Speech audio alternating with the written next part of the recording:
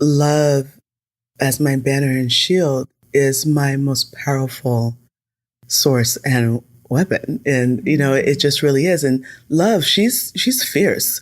She's not all roses and butterflies and chocolate. She's fierce. And just because I can find the loving road, or I do lead a heart-led life, or I am somebody who believes in, being positive, does not mean that I'm just going to sit down and take some foolishness. I'm not.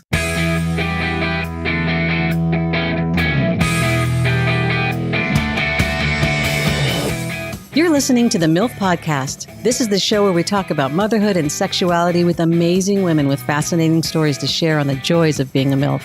Now here's your host, the MILFiest MILF I know, Jennifer Tracy. Hey guys, welcome back to the show. This is MILF Podcast, the show where we talk about motherhood, entrepreneurship, sexuality, and everything in between. I'm Jennifer Tracy, your host. And today on the show, we have such a treat for you. I can't wait to introduce today's guest, but I'm going to because I have a couple of business announcements. I shouldn't call them business announcements because automatically that sounds like, oh, that's no fun. But they are fun. And yeah, a couple things. One is just to remind you guys, the charity for this month is Save the Children. You can go to my website and learn about them on my giving page. You can give that to them directly, or you can write an iTunes review for the show. And if you do so, I will donate $25 per iTunes review written in the month of May to Save the Children. Secondly, my writing course starts at the end of June, mid-June, I'm sorry. So sign up for that is on my website. If you want to sign up, I'd love to have you. It's a 6-week online writing course. Everything I do is story. The podcast is stories, sharing women's stories, elevating women's voices. And so working with writers, I wanted to expand that. And so using the tool of the World Wide Web, I've been able to do that. So I can work with women. I mainly get women. I've worked with men as well, by the way. So if you're a man and you want to sign up for the course, please do. Don't be shy. It's not women only, but the bulk of my clients are women. Because of the internet and being able to do this, I can work with so many more writers and help them execute their stories. So that's been so much fun. I love it. I love it. I love working with people in person, and I want to do more of that and expand that as well. But I only have so much time, and this has just been really fun. So anyway, go to my website. You can sign up for that on milfpodcast.com or jennifertracy.com. And so today's guest is Haize Hawke Rosen. I met Haize at the Self-Care Project back in November. I just saw her from afar and I just was kind of like, oh my God, that woman is really something special. And then at the end of the day, I just kept looking over at her. She's absolutely physically stunning, but it's so much more than that. Just the energy around her being is magnetic, absolutely magnetic. And at the end of the day, I remember she was up on the stage and kind of telling the sound guy oh, well, I think I'm going to need this. And I kind of crossed paths with her and I said, I'm such a dork. She smiled at me and looked because she's extremely gracious and loving. And I said, I don't know what you're about to do, but I'm really excited for it. And then a couple months later, I contacted her and I just started hounding her about being on the show. And we kept kind of missing each other because she's a doula and a midwife and a healer, and has many, many talents and many, many certifications. And she was always helping birth a baby, helping a mom birth a baby. And so she was, kind of busy. And so we kept missing each other, and we scheduled, I think, a couple times, and that fell through. And one time she got kicked in the eye at a birth, and she was like, I got kicked in the eye. I'm like, oh my God. I just kept on. I think at one point I said, I'm gently stalking you or something like that. I want you to know that I'm gently, but very firmly stalking you to be on the show. And finally we got together and it was just magic. And I'm absolutely in love with Haize. And I think you guys are going to be too. Hi, Haize. Hello, darling.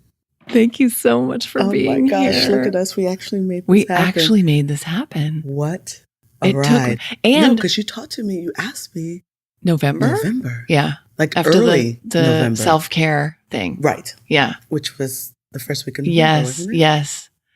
And what I love too is that coming over here, I was racing from my son's school. You were racing from your daughter's school. And this is it. This is the deal. This it's is the like work. we fit things in as they go and reschedule and juggle. And that's just part of being a woman. I have been very politely stalking you since November. Because I just adore you and I love your energy and I love everything that all the work that you're doing and everything that you're putting out there. It's just so beautiful. And so I wanted to learn more about you and your origin and how you came to be this version of yourself. So like, wow. I mean, we can't possibly fit all of that in an hour, but where did you grow up? Wow. You're like, I need a minute. It's, you know what? We're not going to fit it all in, but we can do our best. We can do our best. So I was born in the United States. I was born in Georgia. I'm a Georgia peach. Oh. Even though I don't have the accent, I am a Georgia peach. Yeah. My mom and dad grew up in this very small town in Alabama called Union Springs, which I really consider my home, even though I wasn't there the most, but that's the heart of my family. Mm. So that's home. Mm. 2 months after I was born, we moved to Europe. My dad was in the Air Force. I just have to take a moment to say, because the origin of me is about my mom and dad. Mm. Two of the most courageous people ever on the planet, because literally this very small town had nothing but heart, determination, intelligence, and perseverance. This small town, it still has no fast foods, no movie theaters, no malls, there's nothing. It's just people persevering through the ages, right? They grew up there, and my dad had the courage enough to enlist in the Air Force and leave.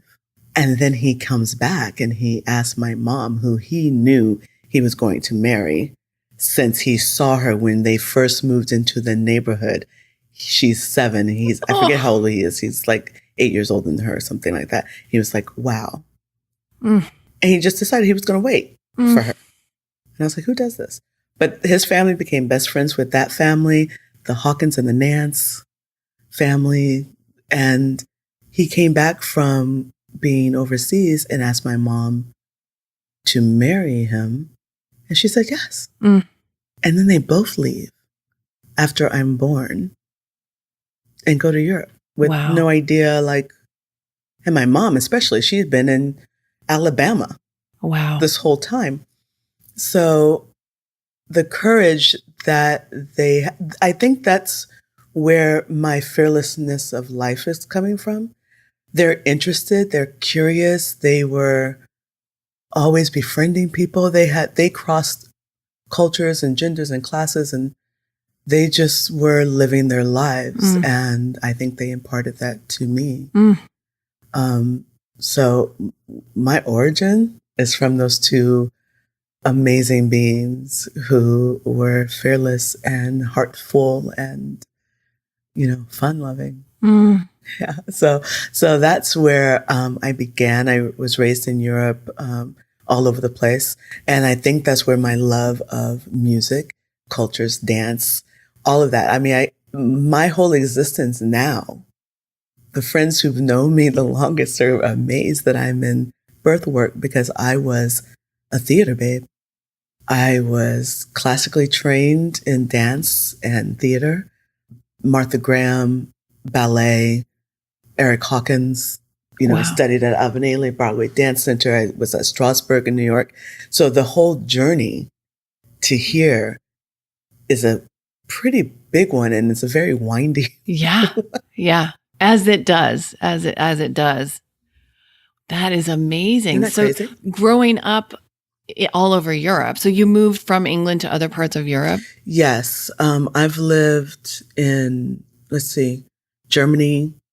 I've been to France, England, of course, Turkey, My dad was stationed in the Philippines, then back to Europe, and then all over the United States. So I've lived in so many places in the United States, which I think has really fortified me. I mean, I love America. I see the faults and I see the growing pains, but it's a really great place. And I think I have the right to say that because I have traveled it. Yes. I've gone cross country from west to east, east to west, north to south, diagonally from, all the way to Florida to Washington. I've done that. Yeah. And I can say that it's a pretty amazing place. We have lots of room to grow, but there's a lot to be proud of. Well, and you mentioned this earlier. I do feel like there's a lot of heart. There's just a lot of heart. There's a lot of heart. And yeah. Yeah. But I think that's also one of the things that challenges people with me because I don't meet a regular demographic. I don't speak, you can't really place me in one category or not. You know, like I said, my mom and dad were born and raised in Alabama. So I grew up loving country music, but I also am bonkers for classical music. Yeah. I love a good raga from India. I am all over African pop. You know, every place I've ever lived or been, I've embraced. And I think that informs me, but it also informs how I be in the world and how I relate to people, who I relate to and how I relate to them. Yeah. Yeah. I mean, my sense of you immediately when I first laid eyes on you at the Self-Care Project was you just felt so grounded to me in who you are and therefore very open to receiving whatever energies would flow in and out. But I also got the sense that you would not take any shit from anyone. I do not. I do not. That's very good. That's a big misconception about me. People, I get a lot of flack for being very positive. Like, oh, you're so Pollyanna, you're so positive. What's with this heart-led life and this, love as your banner and shield? What does that mean? And I keep explaining to them that my positivity is born out of seeing the deepest crevices of humanity. Not necessarily that I've experienced them. I'm very fortunate that I had a beautiful upbringing. But once I left my parents' home, life was happening to me. Yeah. In a big way. And I haven't really spoken too much on a lot of things that I've gone through, that is to come. But it's been challenging. And I came to this place of understanding that love as my banner and shield is my most powerful source and weapon. And, it just really is. And love, she's fierce.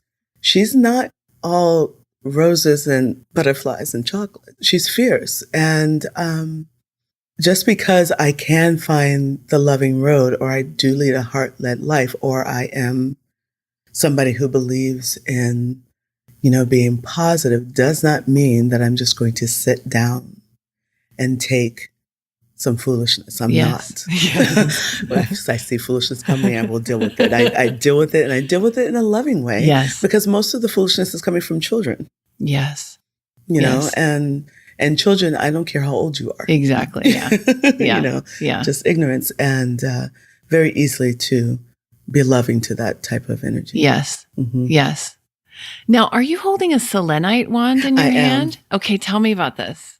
Well, it's one of the most healing, clarifying gemstones that there is. And so whenever I'm in a birth, holding a Reiki session for a client, doing life coaching, or like this, an interview where it's impacting human beings in a way that I want it to be as clear and as uplifting as possible, high vibrancy, I hold these. I just keep it in my hand, or I carry it in my pocket, or it's in my scrubs, or, but always with me. I have several different ones. I do love them. Yeah. I have a small collection of crystals, and I do have a selenite. It's not a wand. That's so beautiful and smooth. Beautiful? It's Sedona.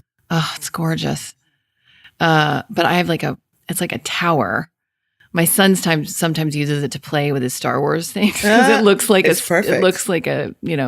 sometimes I'll sleep with it under my pillow if I'm going through something really hard. Works, it really works. It does work. It really does clears work. it out. And I'm so grateful that I was actually facilitating a retreat with one of my amazing sister friends, Sonia Marie, her Word Life Astrology retreat. And we were in Sedona. And that's where I found this beautiful piece. And I love it. Yeah. Yeah. I can feel it. It's like it calmed me down when you just walked out with holding it. I knew what it was, but I was like, oh. Yeah. So good. So good. Babies love it too. You ever hold the baby who's a little upset? You just hold the wand in one hand and you just rock them. They just calm down. So interesting. I wish I would have had that. Oh my gosh. I wish I would have had you when I had my son, but we'll get to that. Okay. So, you had this journey, this winding journey from theater babe to dance and performing and you still do. You just did a drum circle, or not a drum circle, but it was. I led a ecstatic dance meditation drum circle with my lovely, lovely sister. I love her because I got to see her. She's Diana is so gifted. Isn't she amazing? She's magic. Yeah. She really is. She is the real deal. She's not even playing with the people on this planet. It's just not. Yeah. So it was a lovely adventure. And I get to do a lot of work with the Love Amp Project with Tony Moss and the Bird Tribe. We do a lot of music and dance, and I do a lot of videos with them and a lot of background vocals or singing moments with them. And I'm very blessed that I still get to stay in the heart of me. Yeah. That heart of me allowed me to get the aspects of the healing arts and how they play. So I still use all of those things. I still use dance. I still use theater. It's amazing how it's still very much a part of my life, but it doesn't look the same. Yes. On a daily. I used to be in dance classes every day. I used to be in theater classes every day, but now it informs how I be with my clients and how I be in the world and how I interact with babies. Yes. Oh my gosh, you're speaking my language so much on so many levels because I work with writers.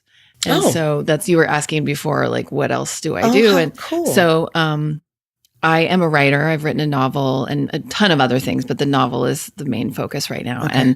And I work with writers who are wanting to open that part of themselves and create something, whether it's a novel or a TV show or a screenplay or whatever. And, my whole thing is that sometimes I think as a culture, we tend to think of creativity and placing importance on the arts as that's for later, or that's for hobby time, or that's not important. And when in fact, it's actually the most important thing because it's what connects us to one another and it's what heals us. And it's what your parents did. Their creativity allowed them to move and be open and experience all these different things. That's a creative choice. Exactly. And to open yourself to that is, for me, to open yourself to life experience. And there's nothing more rich than that. Exactly. And what it does is it brings you those magic moments. One of the things I do remember about my mom and dad is the way they brought people together. Their parties were their creations, were their babies. Yes. They were, from the music to the food to the games that were played in the room, to my dad being the jokester and his laughter and his music, to my mom being the epitome of the hostess, created these warm moments that people still speak about to this day. And my mom's been gone since 2014, but the conversation about her parties, her work, who she be, is that it's magic moments like that are the most important thing. Yes. And that resonates, and your children will carry that. Yes. That is, so that is just, It's so deep and it's such a we could go off on that conversation for so long, but I love what you're saying. And I understand. And I've also lived because part of what you're saying, my own version of it, obviously, but I went to film school. I was an actress. I came out an actress. I studied dance for years. I was a singer, and it never culminated in this, full-time acting career because it wasn't supposed to. That's not my journey. Right. And so now it's infused in every piece of what I do, including the podcast. And and I love it. And I feel so grateful every day that I get to. It's amazing. Connect the dots. Yeah, that's beautiful. What you're saying is beautiful. And I think that's one of the things that we forget as human beings, especially when we speak about birth and women and the choice to have children or not. We're giving birth all the time. We're birthing moments, experiences, books, like your book, podcast, yes, right? Moments and dinner, fellowship. We're always birthing something. Yeah. And I think that that's the beauty of it. And the hardship is when you do those creative abortions. Mm-hmm. And the idea to do something doesn't ever happen or manifest. The idea to, I could support that person because it's not always about you, but if you can support somebody in living their dream, and that fulfills you, yes, then go ahead and let's do that. Yeah. It's not always something that you want to generate yourself. Yes. But if you can participate in it and you still feel empowered and like you did something that mattered, give birth to it. Yes. Yes. I love that you just called it creative abortions. Yeah, that's what. Because it really is. And I think of all of the, I'll call them story babies because that's what they are, that over the years they've come to me through what I feel and what I believe, everybody's different, is divine, that it's not actually coming from me. I mean, it's like a culmination of me. I'm going to get really woo-woo, but a culmination of me and whatever divine meets you at that needs moment to communicate that story. But it'll look like, to give you an example, me thinking about a character, getting inspired with a character who's going through, cancer or, the loss of a child or whatever the story is. And it starts to marinate. And then I just get busy with life. I don't do this anymore because now this is my life's work. But I used to just get busy with I can't give that focus right now, but it would just be tugging and like a child, like mom, I got it. Come on. And it's those things like I want to inspire and to motivate and help people to say, you know what, I'm going to give this child a moment of my time and I'm going to sit down and I'm just going to listen to it because I just feel like there's so much healing that comes personally and then globally from those things. Absolutely. So I'm going off on a thing. I mean, not everything is an extraordinary moment. Right. We're not going to always have an East of Eden. We're not going to always have a Pillars of the Earth or a Beloved, But whatever your version of that is extraordinary. And we have to honor the ordinary and the extraordinary, the magic of the ordinary every day. Yes.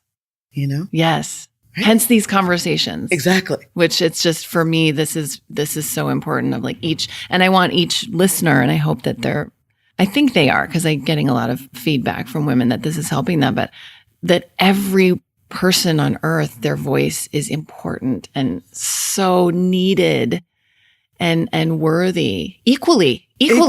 I think once everyone understands that each voice, each story, each heartbeat makes up the fabric of the family of the planet, that they will understand their worth. I mean, a lot of people walking around here not feeling worthy, although we've already been born. The birthright is there. It's ours because it's so hard to be born. If you can realize that and realize that your voice, your heartbeat matters to the history of the planet, to the fabric of the interconnectedness into the humanity on the planet, then there's no way you could just second guess yourself or say, oh, that's not good enough, or, oh, I'm not good enough, or, well, maybe no one cares about it. It's not important. It's all important. And it's as important as you make it. I want to speak to that very thing. So I just recently did a poll on my Instagram. I just started doing these. It's very interesting.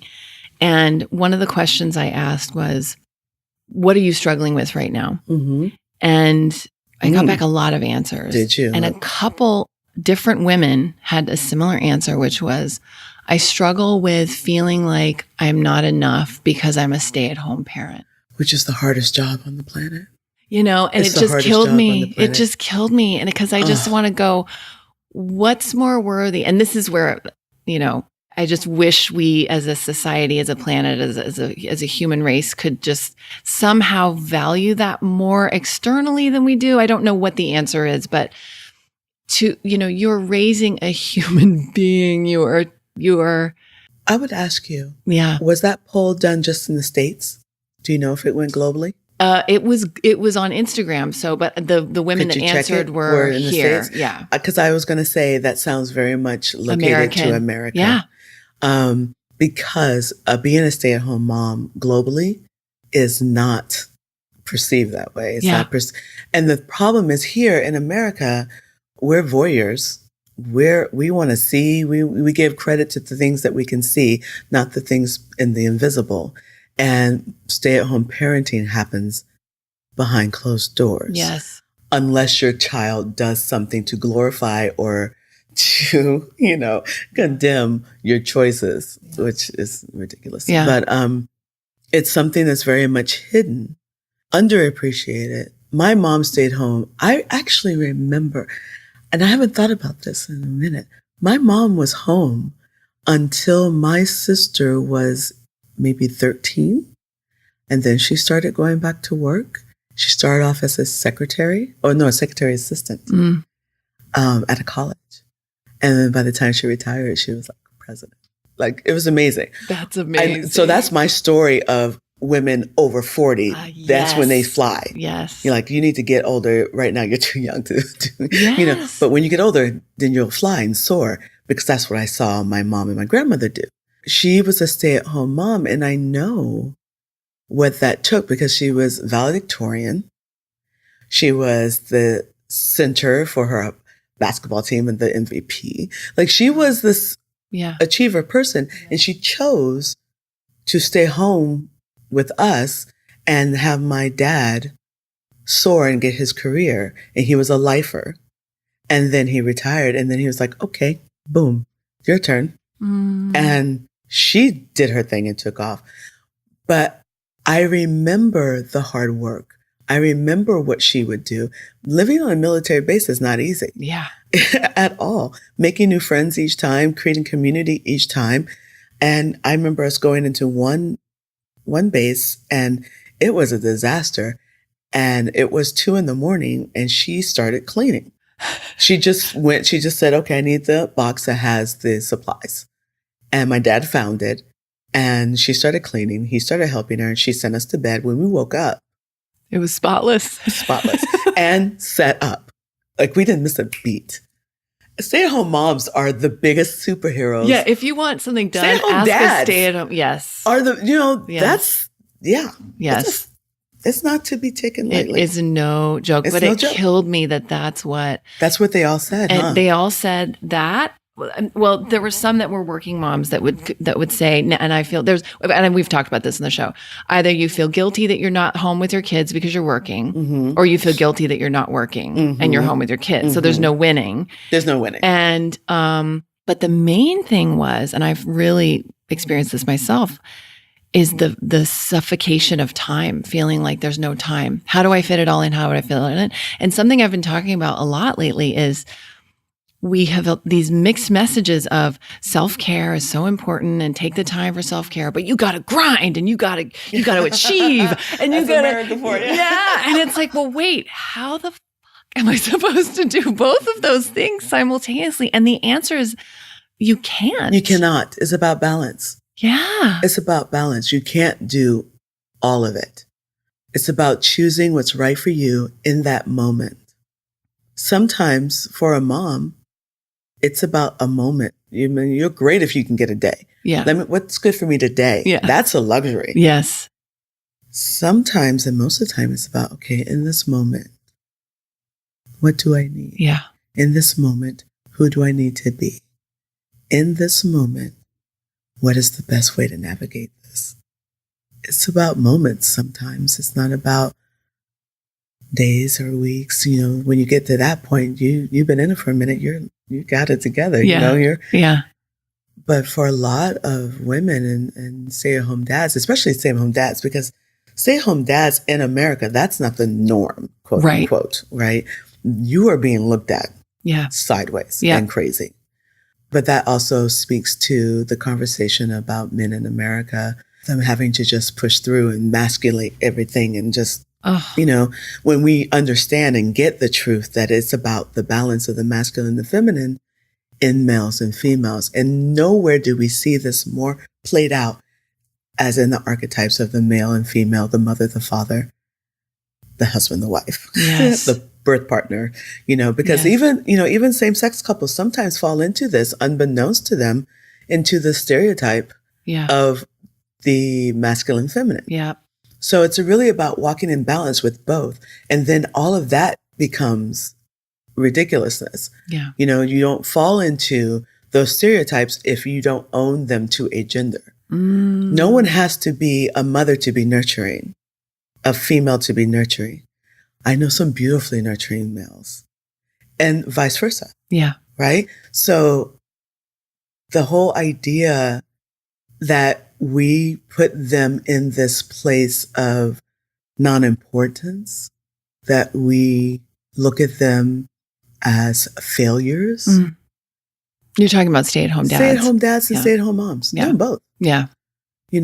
Is really ridiculous. I think it's like anything else. It's a choice. And if you choose it, it's positive. Yeah. And the beauty of all of this that we've got going on in this life in America is we have the power of choice. Yeah. And we can always re-choose. Yes. If you choose it and it doesn't work for you, re-choose. Yes. You're not stuck. Yeah. From what I see, people benefit from that choice. It's a hard choice to make. It's not for the weak of heart at all. Yeah. Yeah. So let's talk about, earlier you said something about it's not easy to be born. It's not. So I want to hear, well, first of all, how did you get into birthing? And because we were talking about earlier, you had a post that was like, if someone asks me what I do, it's like, do you have 2 hours? Because I do a lot. But as far as like title for you, is it in that world of birthing? Is it doula midwife? What is your official title? I usually say healer, birth coach, birth worker, ceremonialist.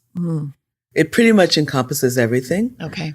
This year I will be finished with midwifery school. I've been catching and doing everything for the last 6 years. But my journey into becoming a midwife has taken longer than most people's just because of family stuff. Because you're a mom. Well, I'm a mom. My mom and dad got ill at the same time. They were hospitalized at the same time. Then I kept going back to take care of them. Then my sister got cancer. I went to take care of her. My grandmother got sick. I went to take care of her and take her home for the last time to her birthplace.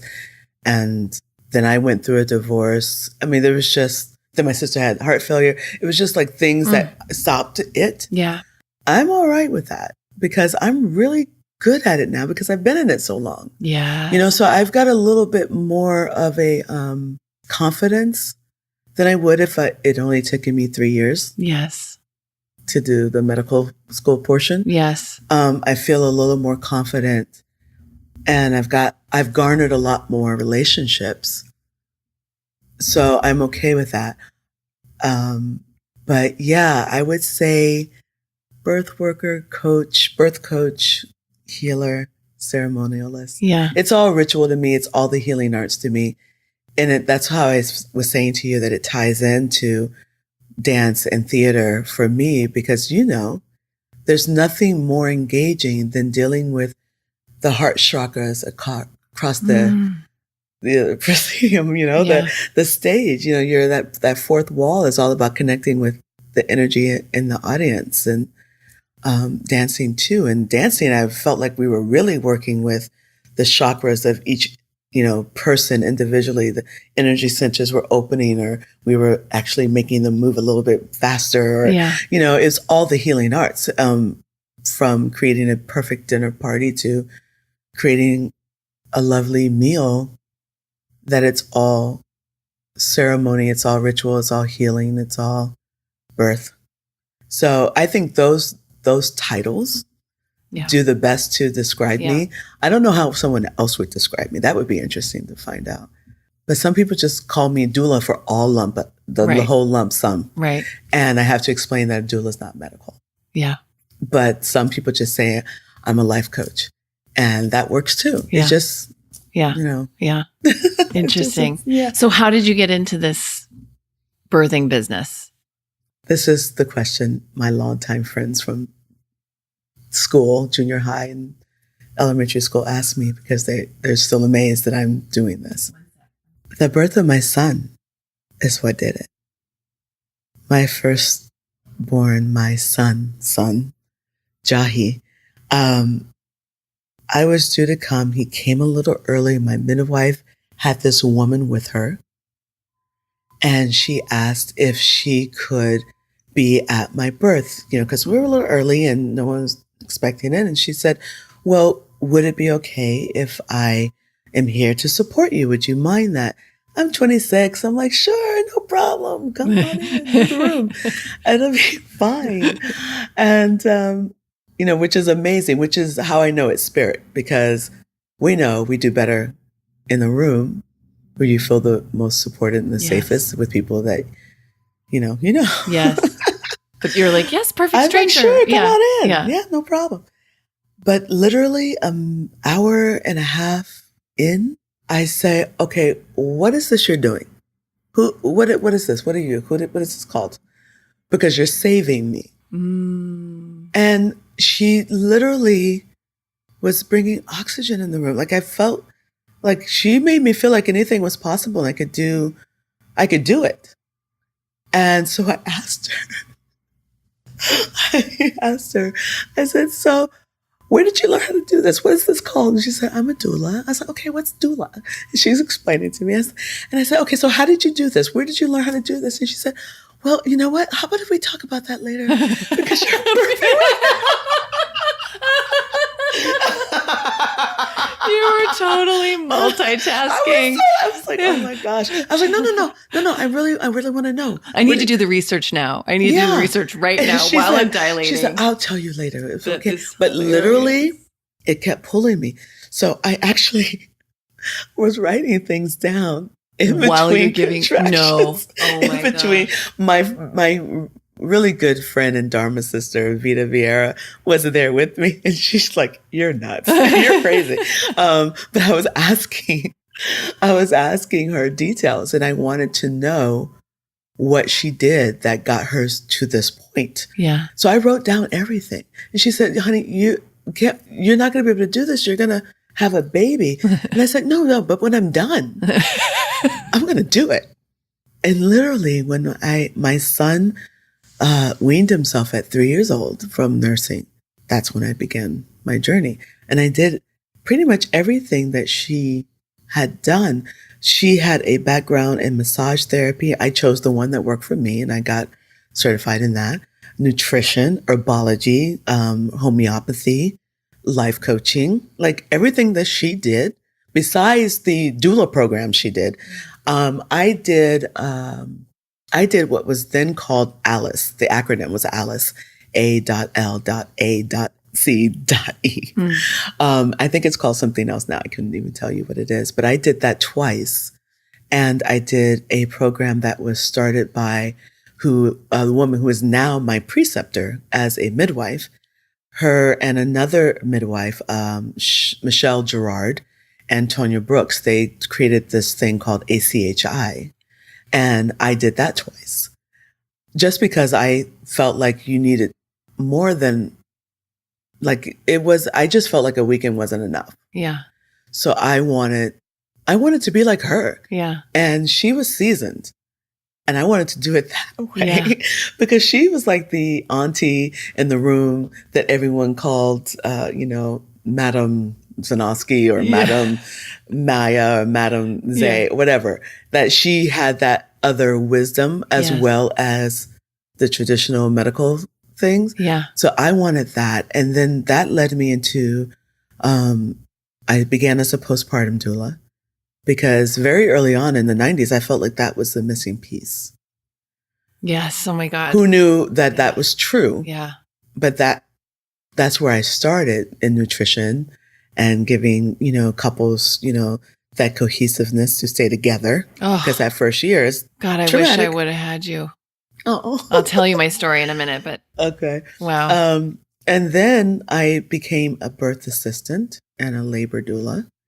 And then me being a birth assistant led me to deciding to go to midwifery school. Why I began midwifery school was because I wanted people who weren't choosing a home birth to have the same rights and information that you get from a midwifery care practice. It's such a beautifully designed, holistic practice that takes care of the whole woman, family, body, all of it. That's what I wanted to do. And so now here I am, almost done with midwifery school, very much in my doula practice. I'm straddling two worlds, which are totally different worlds. One's medical, one is not. And I've got to choose where I'm going to land. Wow. And I want to choose that which I am most effective in. So I've been asking my community to inform me what they think and what they see. Right now in America, there are not enough midwives of color. So that's probably where I'm going to end up landing. But I cannot see me turning my back on somebody who asks me to support them in a hospital birth that they would like to view as sacred and uninvasive and normal. Yeah. So I'm going to probably do that Yeah. too. We'll see. I have to create a really great team to be able to empower everything to happen. That's exciting. Isn't that fun? Oh, wow. I feel good about it. What I feel a journey. good about it. It's been a long journey, and I have to say there were times when I was very discouraged, and I just thought, you know what, if this doesn't happen now, if this has happened this year, I'm done. But I've had people who supported me, like Crimson Midwifery, Crimson Fig, which is Rashad's practice, and Debbie Allen's practice, which is Tribe Midwifery. And Robin Poole with Push, who just keep inspiring me to keep going. Yeah. And to not give up, even though life has been happening. It's doing it for a reason. I don't feel like anything has been for naught. So. And isn't it interesting how we put time limits on stuff? Like you just said, if it doesn't happen this year, I'm done. Like I've done that so many times with certain things as if I have this, I can't think of the word I'm looking for. I'm like a measuring stick that's like, now it's going to happen now. It's just like, it's going to happen. It doesn't matter when I do it. It just matters that I do it. Yes. So you're right. You're right. We give up these self-imposed limitations to ourselves, but that's not really it. The impact on our journey. I can say this for the same for you because you're just now getting to this place where you're owning this podcast as life, right? But your journey has impacted lots of people. Yeah. Yeah. And continues. And I don't know what it's going to look like. And sometimes I get nervous. But can you imagine if you stopped? Yeah, it would suck. It would have been, it would be a bummer. Yeah. It would be aborted. A creative abortion. Yeah, creative abortion. Yeah. We don't want those. No. So how many births do you do average, like a month? As a client, I only take 2 a month. Okay. Now, if I'm assisting someone or if I am called into something, if I can do it, I do those. So it looks like I know on my Instagram, people are like, oh my gosh, you got like 30 babies. Yeah, a month. I don't. But if someone knows, we do support each other in the community. It's not all very, like some people think this very competitive. It's not cutthroat. It's not competitive. We support each other if we can. So if someone calls me and says, Haize, can you sit on a client for me? Or can you back me up for this? Of course, I'm going to do it if I have the free time. Right. So that's how it ends up, where it looks like I'm doing a lot. I see. But I will only take 2 clients a month because I don't want to miss clients, which is why I get booked way ahead. But I take birth coaching clients. I can take as many as those as. Now, what does that look like? What is birth coaching? So birth coaching means just you've hired your team and you want a little extra support. For the day of. For the pregnancy or the day of or whatever. So I have clients all over the United States who call me and ask me questions that they just don't feel like they got another answer to, or they want the spiritual, sacred side of it. Yeah. Which is my specialty. Yes. Right. So if you want birth as the spiritual or birth as sacred, then you're looking for me. Yeah. You're looking for Rashad. You're looking for Lori. There's some people who really believe in that aspect of it, and more now. Like when I started, there wasn't many people doing that as doulas. Now you can find that in a doula. That it's really beautiful because it is a beautiful moment that should be honored. It's a rite of passage, and I feel that it is one of the missing components to the care of a mama. And the care of a birth partner and the care of a family is bringing that element of the sacred back in. When birth and death were taken out of the home, the house, the family life, it became this unknown quantity that's to be feared. Yes. When you bring that element back in, so for me as a birth doula and a death doula, I see the similarities. I see the beautiful synchronicity. When you bring it back into the room, the honoring of life and the understanding of the wisdom being brought in. There's a tribe in Africa where that child that's born has a song created for it. That song, and this is where my tradition of the songs for my family came from. So my kids each have a song. That song I sing on their birthdays. And that's their song. And it won't be sung when they pass. That song will end when they pass away. And that's how this tribe does. They honor the song. That song is sung at moments of achievement, moments of despair, moments of where they need determination, they need support. It's sung in crucial milestone moments that are rites of passage in their lives. And then at their deathbed, it's sung for the last time. It's a beautiful thing. But when you get that, when you get what the life means, first of all, several things would be solved.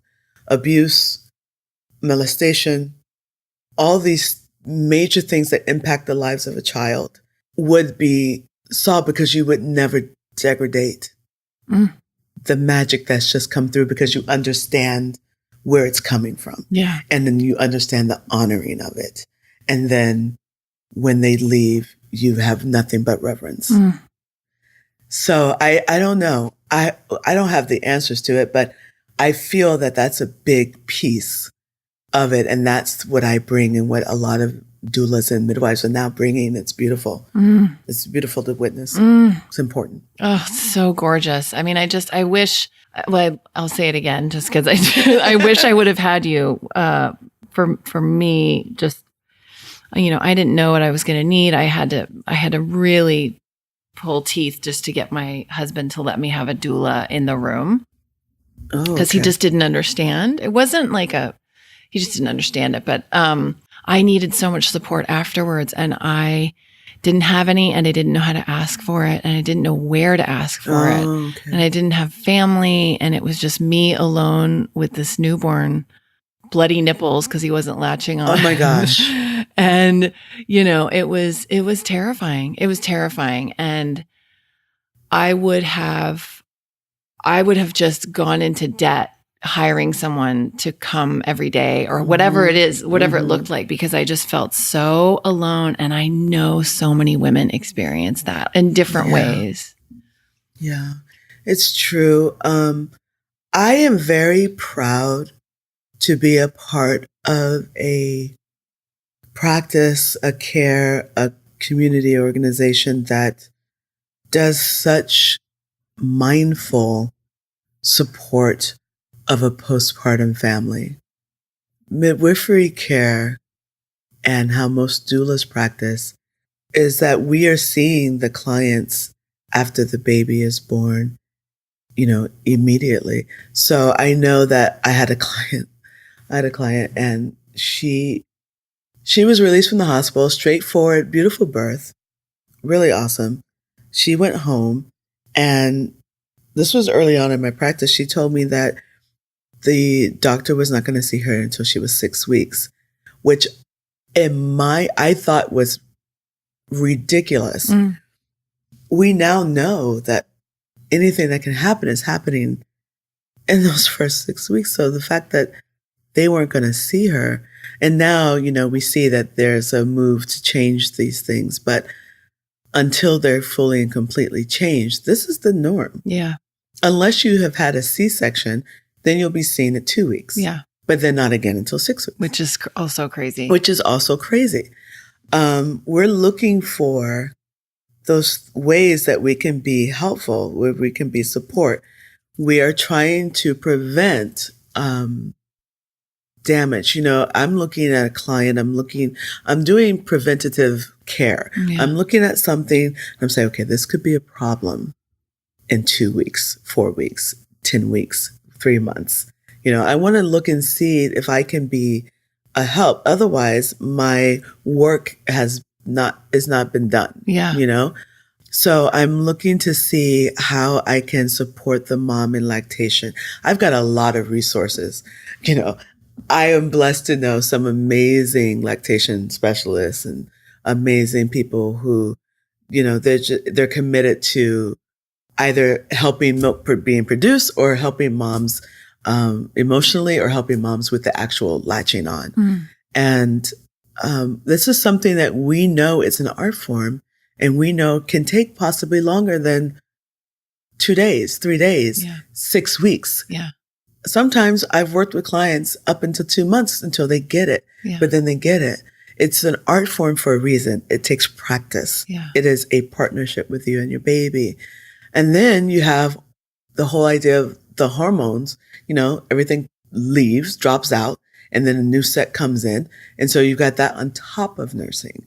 Then you've got relationship issues on top of that. Everyone's fatigued and stressed out.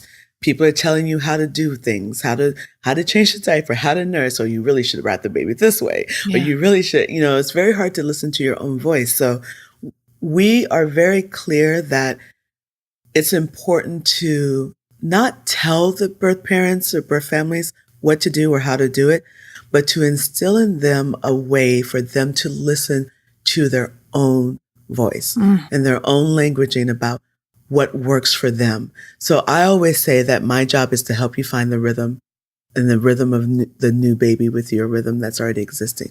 So sometimes it's the rhythm of 3, sometimes it's the rhythm of 4, including fur babies, because that all interact. I mean, if you have a couple of dogs who think they're alpha and you have a child, there's an issue. Yeah. So just speaking to all of that to help a family thrive. I have to say the difference for me through midwifery care and the medical model is that we want the families to thrive, so much so that it shows in our aftercare. And not saying anything, I have some great friends who are OBGYNs who really love and believe in the practice and who inspire me, actually. And we work together to achieve that. But as a whole, the medical model just lets you go. Oh, yeah. It's just and then you're on your own. Good. Yeah. No. Yeah. Not okay. Yeah. And it's so lonely. It's lonely out there. It is. It's very, I definitely felt abandoned, and my poor husband, we're divorced now. We're very amicable. But at the time, his sole focus was like, fuck, I got to work. I was unemployed for 2 months. I got to work. And in his mind, it was like, I've got a wife and a child. I've got to work. So we came home from the hospital and he took a job. Immediately. He was gone 14 hours a day and he wasn't trying to be a dick. No, but You that's know? what society tells him to do. Right. So as far as society is concerned, he did what he's supposed to do. Yes. Now, who he is as a human being, I'm pretty sure was conflicted. Oh, yeah. Felt awful, because what man doesn't want to be with his, you know what I mean? Yeah. Or have a relationship. You don't want to wait till 7 years old to forge a relationship because now your kid can do, you want it. I believe it's very important for fathers, males, birth partners, whatever you want to say, to get that oxytocin as much as the mom. It's about the two of you, and you both deserve it. It's yours. Before anyone else gets it. Yes. Before anyone says, okay, have you hold your baby. Yeah. Like, no. Yeah. My husband's going to hold the baby. Yeah. So that you can forge that bond that makes you make those hard choices. Yeah. Because otherwise we will listen to the stories and the things that society tells us, or unfortunately, society's winning. Yeah. Unfortunately, it's very rare that and I love it. And I'm blessed because I tend to have these dads or these birth partners who are very much whatever the mama needs. What my job has an issue. Okay. That means I got to figure some stuff out. I'll stay here for now, but I'm looking at the long run here. Yes. So they're already looking at what they need to do later. And they're just really clear about being a part of that family life. It's going to change the whole dynamic of America if we can keep that going. I mean, we're blessed. We're in Los Angeles, right? Yeah. Right. So we are an outlier. We're on the precipice of the United States. So Yeah. It's got a ways to go. It's got a ways I mean, to go. my thing, and I feel like I talk about this probably too much on the show, is I have a son, you have a son. Yeah. Like for me, that's where I can make a difference. Exactly. Your upbringing of your son, right? Listen. Yeah, let's hear it. Let's get it. Let's do it. I kind of feel something for the woman who is with my son, because my son is so clear on health, on spirituality, on communication, on the way he's going to do things, that I feel like my son's going to bring in Michelle Obama. Like, yes. I just feel like I feel like she's going to be older, first of all. Yes. She's going to be an older woman, and she's going to be somebody who is for the upliftment of humanity. Yes. Like purposeful in action, intention, and duty. Yes. It's just going to have to be, because I'm sure my son has witnessed the birth of my children, how I chose, why I chose, and how I live my life. And he's always one who, to this day, I can go to if I say, okay, I just need some feedback real quick.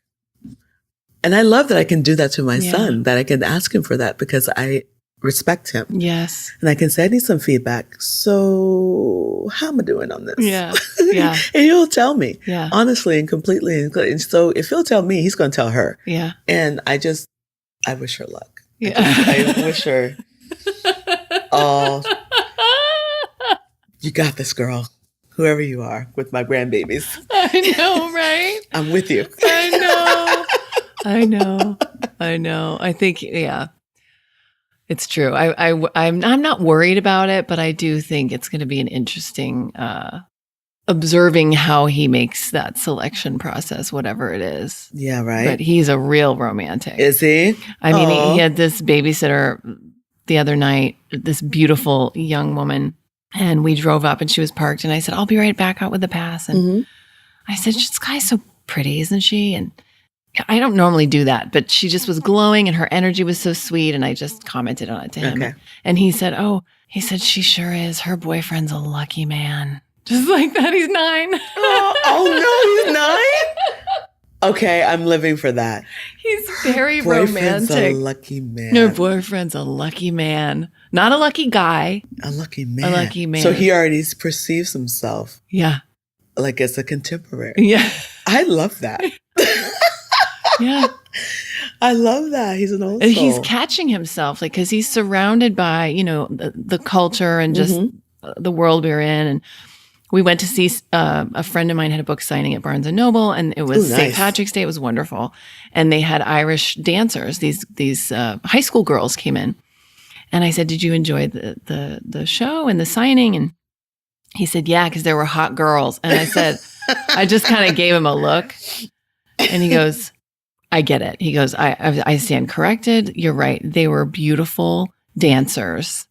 And I'm like, I said, "You can say hot girls." He goes, No. He goes, "It's kind of yucky. Like, I don't want to be that guy." That's his peers showing, huh? Yes. Ah. So he's learning where it feels good for him. Like what feels right for him, and he already, so yeah. Anyway, that's, let me check the time. Amazing. Cause oh my gosh, yeah, it's 12:19. Is it really? Oh no. Did you have something else you really want to? Let me think. I have a little list of questions I always end with. Okay. I just love you. I just love you so much. I knew it. I was like, this is going to be an epic conversation that could go on for 3 hours, but we'll just have to have you back on the show another time. Yeah. So what happens now is I end every interview with 3 questions. I ask the same 3 questions, and then I do a fun lightning round of just silly questions. Oh, okay. That we have fun with. Okay. So the first question is, Haize, what do you think about when you hear the word MILF? Lovely. I just think lovely. Just keep it juicy. Yeah. I love keeping things juicy. I feel like life should be juicy. So when I hear MILF, I'm like, oh yeah, that's lovely. Yes, I love that. What is something you've changed your mind about recently? Something I've changed my mind about recently. Oh, you know what? Actually, this is really interesting. Okay. I know it's supposed to be short, but here we go. No, take your time. It doesn't have to be short. I've actually changed my thoughts on the news and watching the news and hearing because I am not the status quo. I am not even in a demographic. The people I hang out with are not either. So what's happening on the news, in the newspapers, on TV shows, the people that they're speaking about, they're not reflecting my community. So I want to see what it is. So I've changed my ideas about taking in just a little bit of the commentary. I'm very selective about where I get it from. So I watch the BBC because I grew up with that. Yes. That gives me a very clear, it's not colored by any, nothing. I watch that. And every now and then I will watch, I would do the first few minutes of The View and the first few minutes of Fox and Friends. So I can see the polarizing. Oh, and I will look at, what's the Christian broadcast networks thing? I forget, but I will look at that because that gives me a demographic that I feel speaks to, because what I want to do is be able to empower women throughout America to have the birth that they would desire and to take control of their bodies and their birth, to have informed consent and to have a empowered, uninvasive, natural, normal labor. So I need to know what they're talking about. I need to hear what they think. So I've been doing that, but I can only do 5 minutes of each. Yeah. But the opening is all I need. Yeah. And then I just let it go. But then I sit there and process it and then let it go. Yeah. So that it doesn't make my body fall. Yes. Or just crumble in upon itself. So I've changed my mind about the news, what I used to call the constantly negative news. I now take as an informative moment in the news. And then I let it go. I love that. I know, I was surprised at myself. I love that. Although I do watch CBS News This Morning. I love that. CBS This Morning, have you seen that? No, I don't. Comes on CBS. I used to watch it with my mom growing up. And it's like 2 hours of life in America. It's beautiful. Art, life, politics, everything. But it's a beautiful, well-rounded scope. Yes. So That's on Sunday morning? That's on Sunday. So I'm going between that and whatever else I put on the play for, to catch up on. Yes. It's good. It works for me. I'm surprised, but there it is. I love it. My sister is shocked. Is she? She's like, "You're watching what?" I was like, "Watching the news." She was like, "Okay." How do you define success? Happiness. Happiness that is based in joy that's constant. Yummy. Lightning round of questions. Okay. Ocean or desert? Ocean. Favorite junk food? I don't do junk food too much. You know what? Or a healthy junk food. Okay, healthy junk food? Yeah. Oh, is that a junk food though? Is edamame a junk food? If you go to Erewhon or Whole Foods, what do you go for when you're I want something sweet? Kale chips. Oh, yum. Which kind? The flavored kind? It's just, it's got the nutritional yeast on it. Yes. Oh, those are really good. It's good. Yeah. Makes your teeth look crazy. It makes your teeth look crazy. Good. Yeah. Have you ever made kale chips? No, because I usually don't have that much time. If I'm cooking, I'm cooking. True. But they're so yummy. I just get the dino kale. So it's those long, thin strips. You cut it. The dino kale is the black kale. I guess it is. It's very, very dark green. Yeah. And it's long, thin. It looks like a long, thin leaf.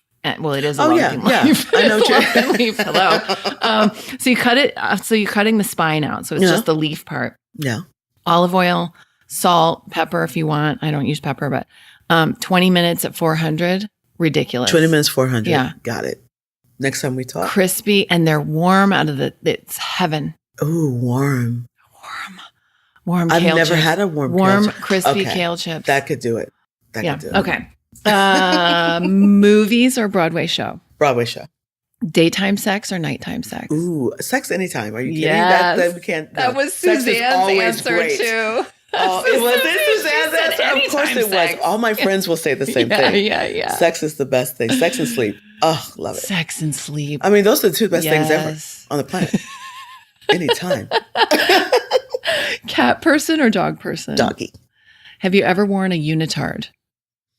You must have in your dance days. I think I did at Campbell Hall. Oh, really? Campbell Junior, not this Campbell Hall in LA. Okay. But at Campbell, wait, did we wear a unitard? I was on a dance drill team.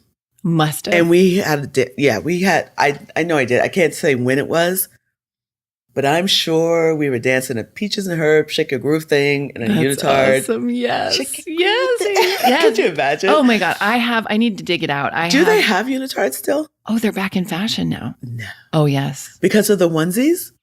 Why? Oh, you mean like the furry onesies? No, but why are unitards back in style? Oh, they're just the thing. Like people just walk around in them? Yeah. With boots and big heels belts and boots and It's like they're going to the clubs. Oh, no. And they're unitards. Girl, I need you to But I need you to take a photo and just send me that the next time you see one. I will. I totally will. But I need to dig out the photo of me in, I think I was 13 or 14, in a Smurf blue unitard. I mean, long sleeve Smurf blue unitard. Okay. In suburbia with like a bunch of kids dancing in the mall, in the middle of the mall. Like, what why were would you we? doing? I don't know. I was on a dance troupe, or, so we were dancing at this cheesy pop song in the 80s. It was so horrible. And it was the ugliest thing. Your face horrible. Right now. It's horrible. I guess because your face is really and expressive. I'm wondering, I'm thinking about it going, did we have camel toes or were we just too young to have camel toes? Please or did I wear a tights underneath it so as not to have a camel toe? They had us wear shorts on top of ours. That's maybe what it was. I remember that we had red shorts on top of these horrific. I just don't understand. Unitards are never okay.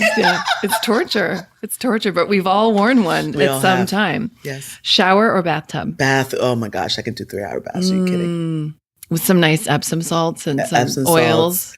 Oils, good music. Yes. A great book, usually Ananisian or something like that. Yes. And I'm in. Yeah, me too. That's my weekend delight when I don't have my kid. Ice cream or chocolate? Ooh, chocolate. What kind of chocolate?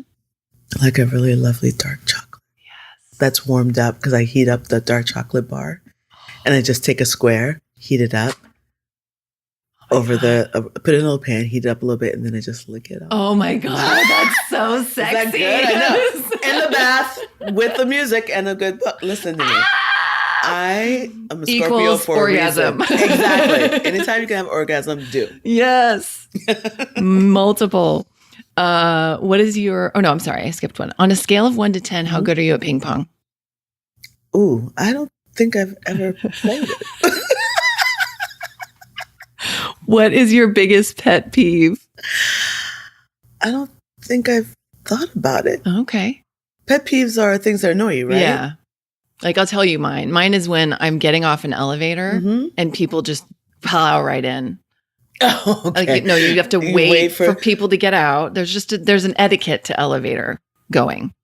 I think one of my biggest pet peeves is when people are being so right, they don't listen. Mm.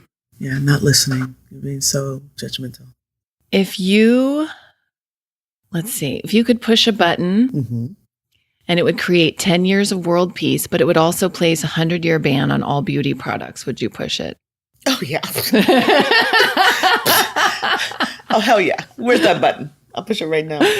Superpower choice: invisibility, ability to fly, or super strength. Fly.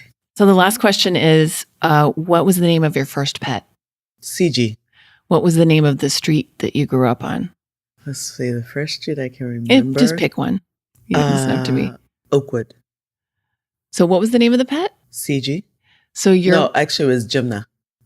Your porn name is Gymna Oakwood. Woohoo. Okay. Gymna Oakwood. Yeah. Gymna. She's not from here. She's not from around here. She wouldn't be from around here. No. She's very able-bodied though. Yeah. She's flexible, as it were. I love it. Oh my God, Haize, I love you so much. Thank you so much for being on the show. Thank you. This was so You're a much treasure. fun. I appreciate it. Thanks so much for listening, guys. Join me next week for a fresh episode of MILF Podcast. See you next time.